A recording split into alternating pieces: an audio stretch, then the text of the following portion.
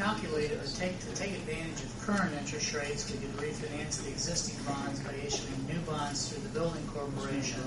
That would take about $2,060,000 of bonds to accomplish that. That together with funds on hand in the building corporation would pay for the costs of the refinancing and all the issuance costs that are associated with that. And on page 5, there's an estimate of what the interest rates might be if the bonds could be issued today.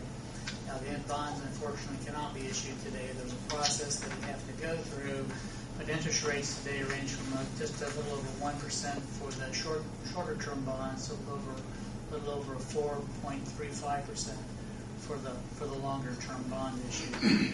So, if we could achieve those interest rates today, we could reduce the payments from $215,000 per year to just under $200,000 per year. And on page 6, that savings amounts to about $250,000. When we subtract the funds on hand that's used to accomplish the financing, there's a net savings after the payment of all costs of about $146,000 over that time period.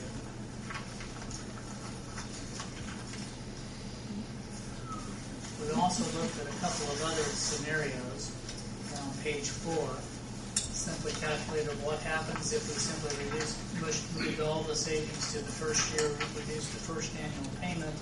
It would have a savings of about $156,000 in the first year. The overall savings is less. It's about $110,000 under that scenario. And then on page 9, we took a look at what happens if we simply leave the payments the same, pay the bonds off sooner. So if we shorten the maturity, we could cut off about a year of the bond payment.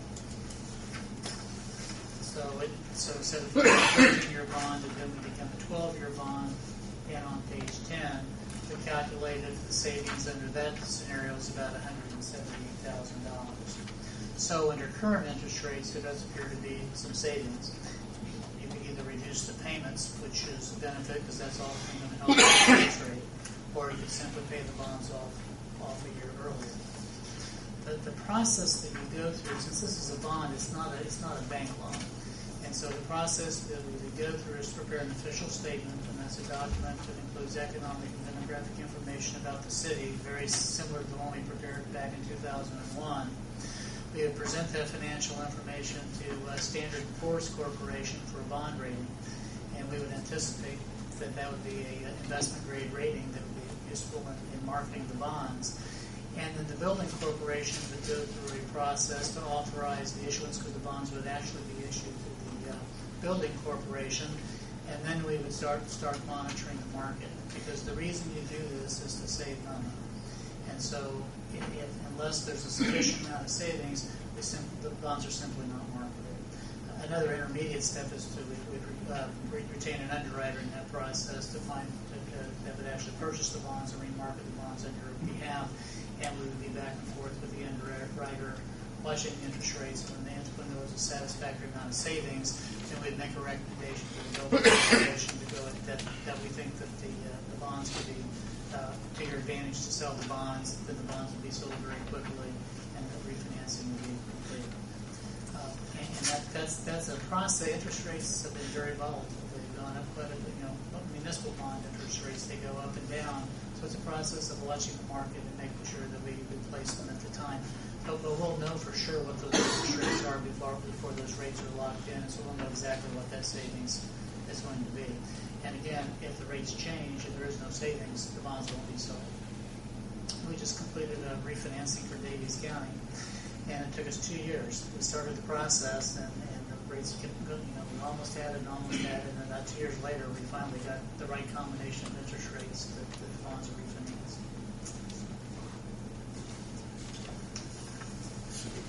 Do we need a motion on this? Vote? I mean, it's kind of pardon? Oh, yes.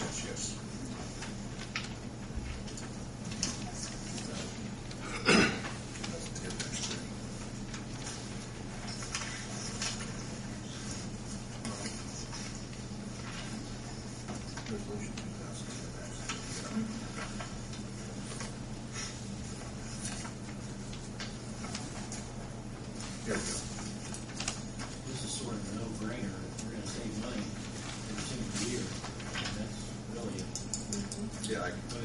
really doing your job for us, that's a good thing. And I don't think that Unball wants, and Thornburg wants to wait until they can save us $5,000 and they can make $79,000. You know, they want it to be good for us as well. I make a motion we pass resolution 2010-3. Second. Discussion. Hearing none, roll call vote, please, Jim. Jamie? Yes. Darryl? Yes. Herb? Yes. Bill? Yes. Ellen? Yes.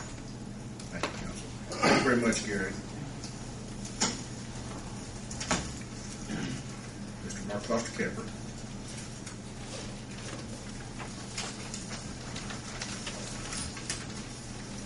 We approached council several months ago in regards to some street regulations. Done some further research, contacted some other adjoining communities, got some additional information from them. Myself and Gary Murray sat down.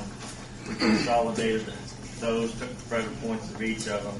What you have in front of you is a preliminary draft of what we're proposing. There was 2 detail sheets in the back of it as far as what's required to be done for a standard street cut and for a winter month street cut. Those were approved tonight by the Board of Works unanimously. The ordinance will be brought to you next month in the proper format for presentation, and I'm simply here to answer any questions you have.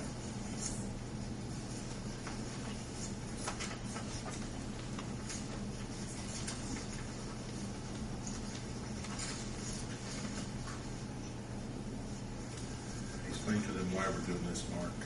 I think it's self-explanatory. If they drive the streets of Greensburg, they pretty much find one depending on where they go.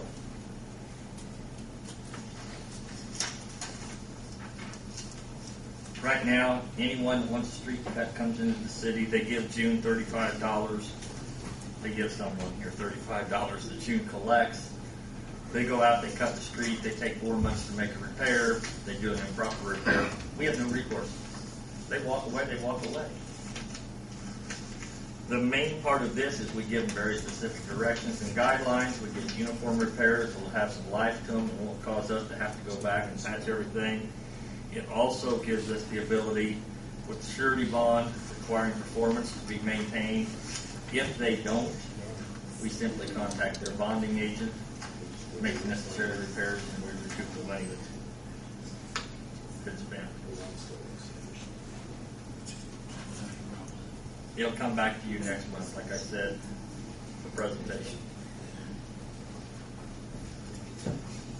Makes sense. We'll do it anyway. Okay, on one more side one. Apparently the budgets came back for approval that was adopted last August. The DLGF, when they are required to make a cut, they always recommend it be cut out of the cum cap. And because the budget was presented, I just want to let you know that 33 1/3% of the money for road resurfacing within the cum cap has been removed for 2009 or 2010. So what we have been doing as far as street maintenance, we're going to lose 1/3 of that out of the cum cap fund. But we can do a ordinance, additional ordinance to put that money back in. Yes, we can. It was just cut because of the way with We were over the budgeting. levy from what I called DLGF today. I spoke with Rick today. But we haven't spent all the money from last year, so we can put that back in. We can't just by additional appropriation. We can't. Okay, well, I got different comments today when I called DLGF. Well, that's because if we went back and took the end of the year monies that were spent balances, then that would have raised. We didn't